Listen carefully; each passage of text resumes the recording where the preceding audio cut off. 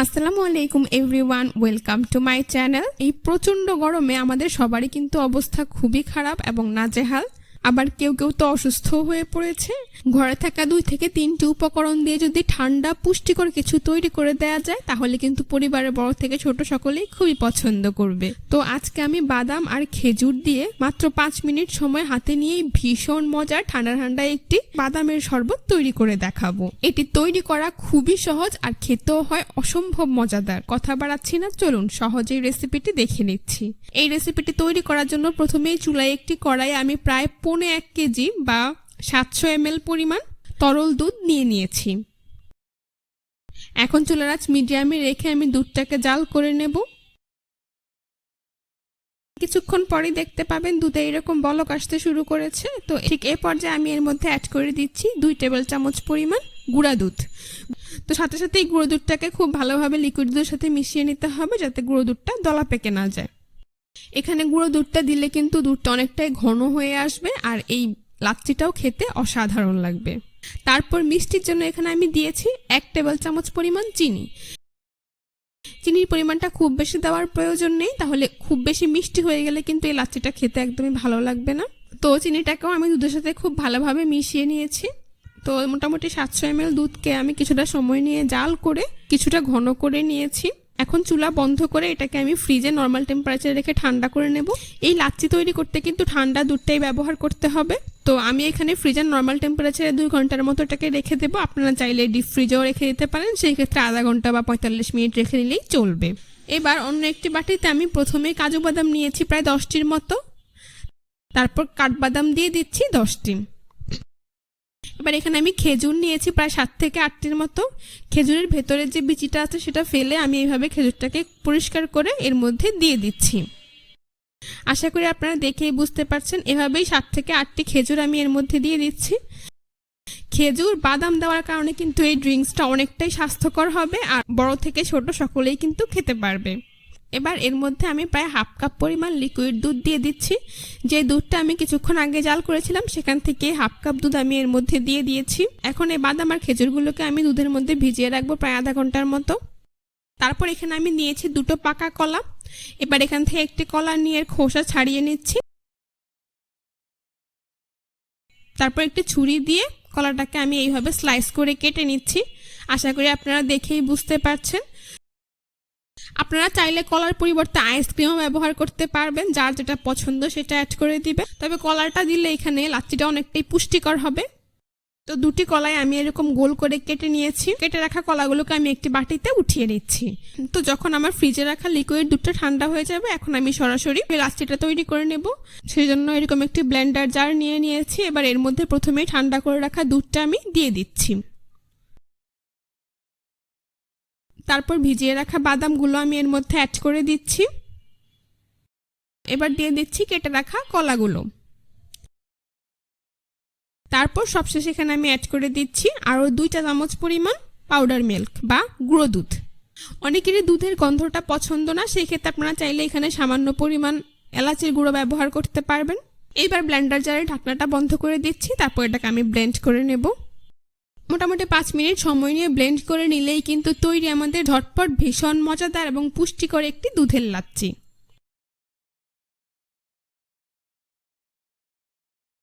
দেখতেই পাচ্ছেন আমার লাচ্ছিটা কিন্তু তৈরি করা হয়ে গিয়েছে। এখন এটাকে আমি গ্লাসে ঢেলে পরিবেশন করে আপনাদের দেখিয়ে দিচ্ছি। তো লাচ্ছিটাকে পরিবেশন করার জন্য এখানে আমি এরকম 2টো গ্লাস নিয়েছি। এবার লাচ্ছিটাকে আমি 2টো গ্লাসেই ঢেলে নিচ্ছি। এই তীব্র গরমে দুপুরে অথবা বিকেলে এরকম ঠান্ডা ঠান্ডা কিছু পুষ্টিকর কোনো ড্রিঙ্ক তৈরি করে দিলে কিন্তু পরিবারের সকলেই খুবই পছন্দ করবে। এই ড্রিঙ্কটাকে সার্ভ করার জন্য আমি উপরে সামান্য পরিমাণ কাঠবাদাম কুচি দিয়ে দিচ্ছি। আপনারা চাইলে আইসক্রিম, হুইপড ক্রিম কিংবা আমার মতো বাদাম দিয়েও এটাকে সার্ভ করতে পারবেন। হাতের কাছে যেটা থাকবে সেটা দিয়ে আপনারা সার্ভ করতে পারবেন। তো দেখতেই পাচ্ছেন আমার কিন্তু খুব সহজেই এই দুধ আর বাদামের লাচ্ছিটা তৈরি। তারপর পরিবেশন করে আপনাদের দেখিয়ে দিচ্ছি। দেখতেই পাচ্ছেন এই লাচ্ছিটা দেখতে কিন্তু কতটা সুন্দর হয়েছে আর খেতেও হয়েছে অনেক বেশি মজাদার। একবার তৈরি না করে খেলে আপনারা বুঝতেই পারবেন না। চাইলেই এই গরমে অতিথি আপ্যায়নে কিংবা পরিবারের সকলের জন্য এদের কাছে থাকা 3 থেকে 4টি উপকরণ দিয়েই ঝটপট আপনারা এই ঠান্ডা ঠান্ডা দুধের লাচ্ছিটা তৈরি করে দিতে পারেন, আর শরীরটা অনেকটা রিফ্রেশিং হবে। আশা করছি আজকের রেসিপিটা আপনাদের সবার কাছে ভীষণ ভালো লেগেছে। রেসিপিটি ভালো লেগে থাকলে অবশ্যই ছানা তৈরির ঝামেলা ছাড়াই সবাই বরাতের স্পেশাল গুঁড়ো দুধের সন্দেশ অথবা বরফি রেসিপি। ছানা তৈরি করতে কিন্তু অনেক সময় লাগে, আর এই ছানার সন্দেশটা তৈরি করাও খুবই সময় সাপেক্ষ।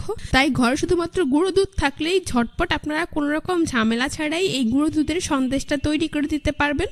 অতিথি আপ্যায়নে কিংবা সবাই বরাতের জন্য হালুয়ার সাথে একটু ভিন্নধর্মী এই সন্দেশটা একবার তৈরি করে দিলে পরিবারের বড় থেকে ছোট সকলেই খুবই পছন্দ করবে। তো আর কথা বাড়াচ্ছি না, চলুন ঝটপট সহজে রেসিপিটি দেখে নিচ্ছি। তো গুঁড়ো দুধের এই সন্দেশ তৈরি করার জন্য প্রথমেই চুলায় একটি প্যান বসিয়ে দিয়েছি। তারপর এর মধ্যে দিয়ে দিচ্ছি আমি 1 টেবিল চামচ পরিমাণ ঘি। এই সন্দেশটা তৈরি করতে ঘিটা দিলে এই সন্দেশটা খেতে যেমন ভালো লাগবে আর ফ্লেভারটাও কিন্তু সুন্দর আসবে। তারপর এখানে আমি দিয়ে দিচ্ছি 1/2 কাপ পরিমাণ লিকুইড দুধ। আপনারা চাইলে যে কোনো ধরনের লিকুইড দুধ এখানে দিতে পারবেন। তো এবার চুলার আঁচ মিডিয়াম টু লোতে রেখে ঘিটাকে দুধের সাথে খুব ভালোভাবে মিশিয়ে নিচ্ছি। তারপর দুধ কিছুটা গরম হয়ে আসলে এবার আমি এর মধ্যে অ্যাড করে দিচ্ছি 3 টেবিল চামচ পরিমাণ চিনি। চিনির পরিমাণটা আপনাদের পছন্দ অনুযায়ী কমিয়ে বাড়িয়ে দিতে পারবেন। দিয়ে দিচ্ছি সামান্য পরিমাণ লবণ। মিষ্টি যে কোনো আইটেমে একটু লবণ দিলে কিন্তু চিনির স্বাদটা ব্যালেন্সে থাকে। এবার চিনিটাকে দুধের সাথে খুব ভালোভাবে মিশিয়ে নিচ্ছি, আর চুলার আঁচ মিডিয়াম টু লোতে রেখে 4 থেকে 5 মিনিটের মতো জাল করে নিব, যাতে করে চিনিটা গলে দুধের সাথে মিশে যায়। যখন দেখবেন চিনিটা খুব ভালোভাবে গলে দুধের সাথে মিশে গিয়েছে, ঠিক এই পর্যায়ের মধ্যে আমি দিয়ে দিচ্ছি 1/4 চা চামচ পরিমাণ এলাচের গুঁড়ো। আপনারা চাইলে আস্ত এলাচটাও দিতে পারবেন এখানে। তো এলাচের গুঁড়োটাকেও আমি দুধের সাথে মিশিয়ে নিচ্ছি। অবশ্যই এই পর্যায়ে চুলার আঁচ মিডিয়াম টু লোতে রাখতে হবে। চুলার আঁচ খুব বেশি হাইতে দিয়ে দুধ জাল করে কমিয়ে ফেলা যাবে না। তারপর এর মধ্যে আমি অ্যাড করে দিচ্ছি 1 কাপ পরিমাণ গুঁড়ো দুধ। গুঁড়ো দুধ দেওয়ার সাথে সাথে এটাকে খুব ভালোভাবে নেড়ে লিকুইড দুধের সাথে মিশিয়ে নিতে হবে, তা না হলে গুঁড়ো দুধটা দলা পেকে যাবে। তাই যত দ্রুত সম্ভব স্প্যাচুলা অথবা হ্যান্ড উইচ দিয়ে এভাবে নেড়ে গুঁড়ো দুধটাকে লিকুইড দুধের সাথে মিশিয়ে নিতে হবে। যখন গুঁড়ো দুধ খুব ভালোভাবে লিকুইড দুধের সাথে মিশে যাবে, এই পর্যায়ে চুলার আঁচ মিডিয়ামে করে দিয়ে অনবরত নেড়ে সন্দেশ তৈরির জন্য একটি ডো তৈরি করে নিতে হবে। অবশ্যই এভাবে অনবরত নেড়ে চেড়ে রাখতে হবে, তা না হলে এটা যে কোনো পাশে লেগে যেতে পারে, সেই ক্ষেত্রে কিন্তু পারফেক্টলি সন্দেশটা তৈরি হবে না, আর চারপাশে লেগে পুড়ে যেতে পারে, সেই ক্ষেত্রে কালারটাও নষ্ট হয়ে যাবে। অনবরত নেড়ে চেড়ে নিলেই দেখতে পাবেন ঠিক এইরকম একটি আঠালো ডো তৈরি হয়ে যাচ্ছে। এখন এই পর্যায়ে আমি এর মধ্যে দিয়ে দিচ্ছি আরো 1 চা চামচের মতো ঘি। গুঁড়ো দুধের এই ডোয়ের সাথে মিশিয়ে নিচ্ছি, এতে করে খুব ভালোভাবে পারফেক্ট একটি ডো তৈরি হবে, আর ডোটা খুব সহজেই প্যানের গা থেকে উঠে আসবে। তখনই আপনারা বুঝতে পারবেন গুঁড়ো দুধের সন্দেশ তৈরির জন্য আমার ডোটা একেবারেই তৈরি। আশা করি আপনারা দেখেই বুঝতে পারছেন আমার ডোটা একেবারেই তৈরি। এখন চুলা বন্ধ করে দিচ্ছি, তারপর এটাকে আমি একটি মিক্সিং বলে ঢেলে নিচ্ছি। আপনারা চাইলে যে কোনো প্লাস্টিক র্যাপারে করে এটাকে মুড়ে তারপরে রেস্টে রাখতে পারেন। এবার একটি ঢাকনা দিয়ে ঢেকে এটাকে আমি রেস্টে রাখবো প্রায় 5 থেকে 10 মিনিটের জন্য। তো 10 মিনিট পর আমি ঢাকনাটাকে উঠিয়ে নিচ্ছি। এখন এই ডোটা আগে থেকে অনেকটাই ঠান্ডা হয়ে যাবে, অর্থাৎ আপনারা এখন আপনাদের পছন্দ মতো শেপ দিয়ে সন্দেশ তৈরি করে নিতে পারবেন। এবার এই সন্দেশগুলো বানানোর জন্য প্রথমে আমি 2 হাতে সামান্য পরিমাণ ঘি লাগিয়ে নিয়েছি। আপনারা চাইলে এখানে তেলও ব্যবহার করতে পারবেন। তারপর এখান থেকে পরিমাণ মতো সন্দেশের ডোটা নিয়ে নিচ্ছি। এবার এভাবে হাত দিয়ে খুব ভালোভাবে চেপে তারপর 2 হাতের তালুতে নিয়ে এভাবে ঘুরিয়ে গোল বলের মতো করে আলতো করে চেপে চ্যাপ্টা করে দিচ্ছি। তারপর এখানে আমি এরকম একটি কাঁটা চামচ নিয়েছি, কাঁটা চামচের অপর পাশে সামান্য ঘি লাগিয়ে নিচ্ছি। এবার তৈরি করে রাখা বলটাকে এই কাঁটা চামচের উপর এইভাবে চেপে দিচ্ছি, এতে করে কাঁটা চামচের খুব সুন্দর একটি ডিজাইন এই সন্দেশের মধ্যে উঠে আসবে। আশা করি আপনারা দেখে বুঝতে পারছেন আমরা কিন্তু খুব সহজেই সুন্দর ডিজাইনের একটি সন্দেশ তৈরি করা হয়ে গিয়েছে। এখন এটাকে আমি প্লেটে উঠিয়ে নিচ্ছি। দেখতেই পেলেন কোনো রকম ছাঁচ ব্যবহার ছাড়াই কিন্তু আমি একদমই সহজে এই সন্দেশটি তৈরি করে দেখিয়েছি। এভাবে আমি সবগুলো সন্দেশ তৈরি করে নেব আপনাদের বোঝার সুবিধার্থে। আরও একটি তৈরি করে আপনাদেরকে আমি দেখিয়ে দিচ্ছি। আর শবে বরাত উপলক্ষে কিন্তু এই বরফিটা অবশ্যই আপনারা আপনাদের ডেজার্ট আইটেমের সাথে রাখতে পারেন। আশা করছি পরিবারের সকলে খুবই পছন্দ হবে।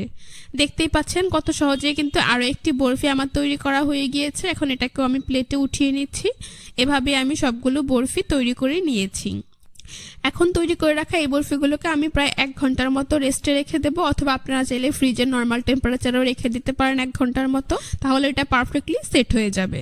তো ফিরে এলাম 1 ঘন্টা পর। দেখতেই পাচ্ছেন আমার বরফিটা একদম তৈরি।